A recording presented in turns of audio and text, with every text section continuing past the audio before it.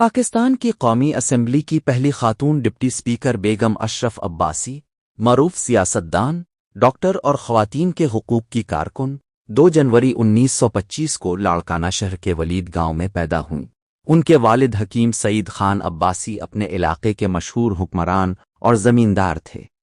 بیگم اشرف عباسی بچپن سے ہی ذہانت اور تعلیم میں بہت دلچسپی رکھتے تھے۔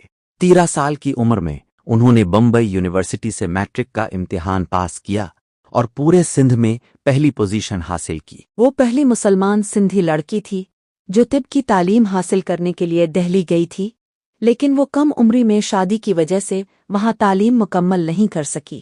اس کی شادی 1943 میں خان محمد عباسی سے ہوئی۔ اس کے شوہر تعلیم کے دوست اور حوصلہ افزائی تھے، جس نے اسے اپنی تعلیم جاری رکھنے کی اجازت دی۔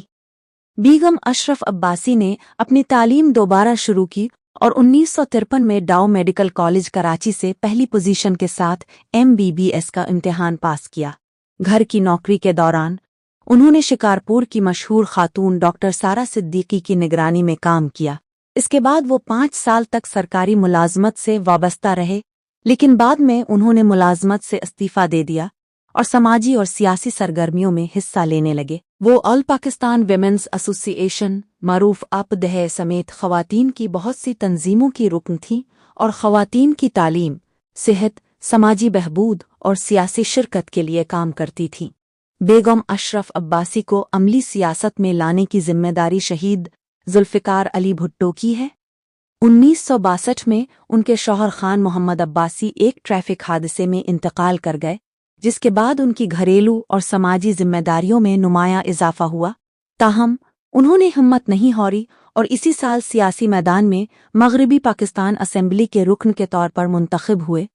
وہ 1962 سے 1965 تک اسمبلی کی رکن رہیں اور پھر پاکستان پیپلز پارٹی میں شامل ہوئیں۔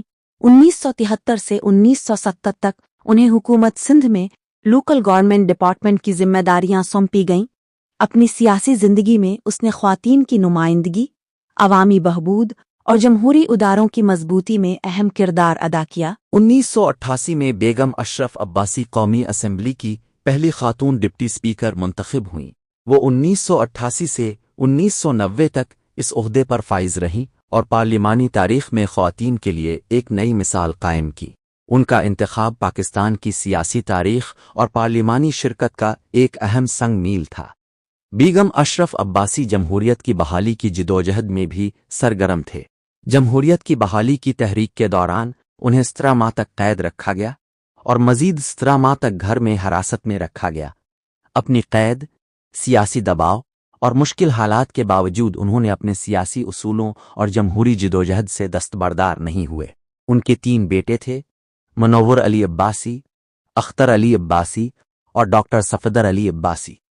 ان کے بیٹوں میں منور علی عباسی اور ڈاکٹر صفدر علی عباسی اور ڈاکٹر صفدر علی عباسی بھی سیاست سے وابستہ تھے۔ بیگم اشرف عباسی نے اپنی زندگی کے تجربات، سیاسی جدوجہد اور سماجی سفر کو سوانح عمری ہیکلون ہلز میں درج کیا۔ یہ کتاب ان کے بیٹے منور علی عباسی نے 2005 میں شائع کی تھی۔